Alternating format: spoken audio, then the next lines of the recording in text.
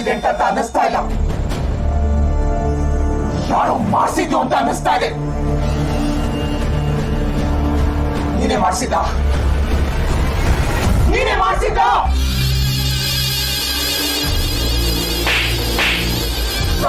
ಯಾವುದೇ ಕಾರಣಕ್ಕೂ ನಿಲ್ಬಾರ್ದು ಅಂತ ಹೇಳಿದ್ದೆ ತಾನೆ.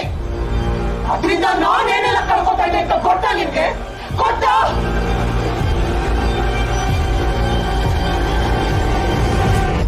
ಏನು ಶರತ್ ಜೊತೆ ನಿನ್ನ ಮದುವೆ ಆಗಬೇಕು ಅಷ್ಟೇ ತಾನೆ? ನಾನ್ ಜವಾಬ್ದಾರಿ.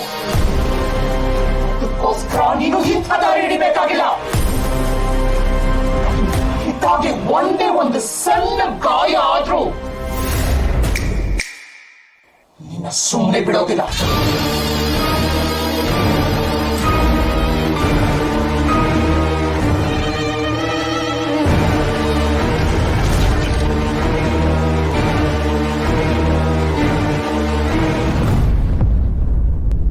ನಾ ಹೇಳಿದ ಅರ್ಥ ಆಗಿದೆ ಅಲ್ವಾ ನಿನ್ಗೆ?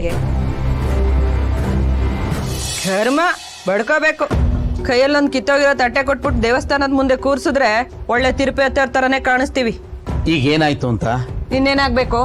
ನಮ್ಮನ್ನೆಲ್ಲ ಮನೆಯಿಂದ ಆಚೆ ನಿಲ್ಸಿದಾಳಲ್ಲ, ಅವ್ರ ಅಪ್ಪನ ಮನೆ ಅನ್ನೋ ಧಿಮಾಕು ಅವಳಿಗೆ. ಅವಳ ಮನಸ್ಸಲ್ಲಿ ಅಂಥದ್ದೆಲ್ಲ ಏನೂ ಇರೋದಿಲ್ಲ. ನೀನೇನೇನೋ ಹೇಳ್ಬೇಡ.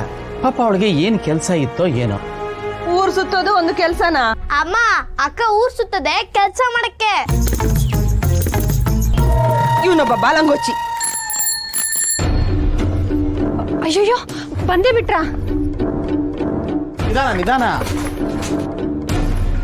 ಕ್ಷಮಿಸಿ ಚಿಕ್ಕಪ್ಪ, ಕಮಲಮ್ಮನ ಮನೆಯಲ್ಲಿ ಹೂಬತ್ತಿ ಬಸಿತಾ ಲೇಟ್ ಆಗೋಯ್ತು.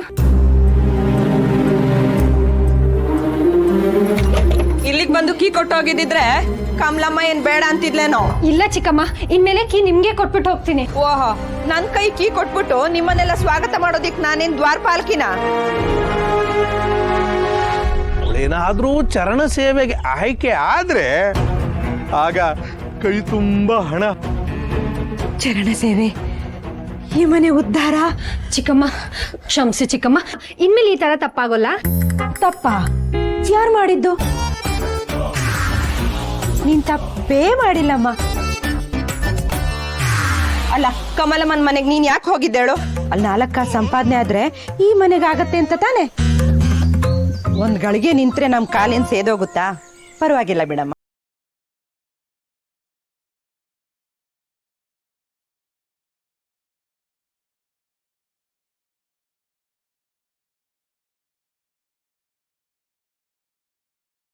ಅಣ್ಣ ಬದಲಾಯಿಸತ್ತಲ್ಲೋ.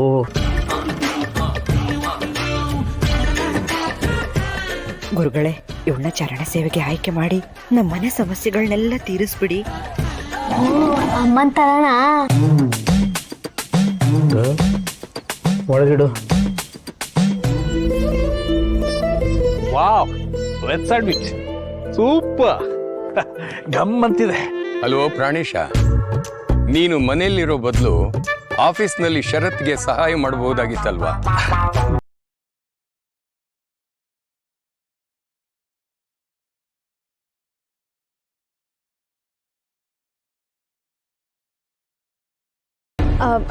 ಅದಕ್ಕೆ ಇವಳಿನ್ನೂ ಹಾಲೇ ಕುಡ್ದಿಲ್ಲ.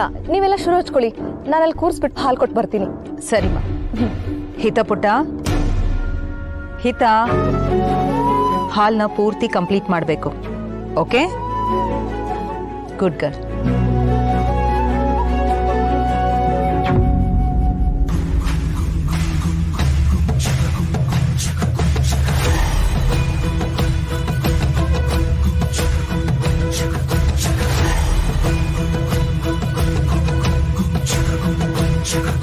ಯಾಕೋ, ಏನಾಯ್ತು?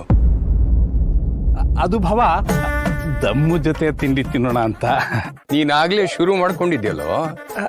ಗಾಟಿ ತಪ್ಪಾಗೋಯ್ತು, ಕರ್ಕೊಂಬರ್ತೀನಿ. ದಮ್ಮು, ಲೇ ದಮ್ಮು, ಬಾಯ್ಲಿ. ಅಯ್ಯೋ, ಯಾಕೆ ಪ್ರಾಣಿ ಹೇಳ್ಕೊಂಬಂದೆ? ಅಲ್ವೇ ದಮ್ಮು, ಆ ಮದನ್ ಮಾತು ಕೇಳ್ಕೊಂಡು ಮಗುನ ಇಲ್ಲಿ ಕರ್ಕೊಂಬಂದು ಕೂರಿಸಿದ್ಯಲ್ಲ, ಏನಾದ್ರೂ ಹೆಚ್ಚು ಕಮ್ಮಿ ಆದ್ರೆ? ಹೆಚ್ಚೆ ಆಗ್ಲಿ ಬಿಡಿ, ಕಡಿಮೆ ಅಂತೂ ನಾನು ಆಗಕ್ ಬಿಡಲ್ಲ. ಮಗು ತಂಟೆಗೆ ಹೋಗ್ಬೇಡಿ ಅಂತ ಮಾಯಾ ಹೇಳಿಲ್ವೇನೆ? ಅವಳಿಗೇನಾದ್ರು ಗೊತ್ತಾಗಿ ಕೋಪ ಮಾಡ್ಕೊಂಡ್ರೆ? ಈ ಚಿಲ್ಟೆಗೆ ಏನಾದ್ರೂ ಆಗ ಸತ್ರೆ ಅವಳು ನಮ್ಮ ಮೇಲೆ ಕೋಪ ಮಾಡ್ಕೊಳ್ಳೋದಕ್ಕೆ ಚಾನ್ಸೇ ಇಲ್ಲ. ಆಗ ಕ್ರೆಡಿಟ್ ಎಲ್ಲ ನಾವು ತಗೊಂಡು ಈ ಮನೇಲಿ ಆರಾಮಾಗಿರ್ಬೋದು ಪ್ರಾಣಿ. ನಮ್ ಲೈಫ್ ಸೆಟ್ಲು. ಛೇ, ಸ್ವಾರ್ಥಿಗಳು ನೀವೆಲ್ಲ. ಅಲ್ಲ, ಆ ಮಗು ನಿಮ್ ಕಣ್ಮುಂದೆನೆ ಬೆಳೆದಿದಲ್ವಾ, ಅದೇನ್ ಮಾಡಿದೆ ನಿಮ್ಗೆ? ಇಲ್ಲ, ನಾನು ನನ್ನ ಮಗಳನ್ನ ನಾನೇ ಕಾಪಾಡ್ಕೋತೀನಿ, ಏನೂ ಆಗಕ್ ಬಿಡಲ್ಲ. ಅಕಸ್ಮಾತ್ ಅವ್ರು ಸತ್ತಿಲ್ಲ ಅಂದ್ರೆ?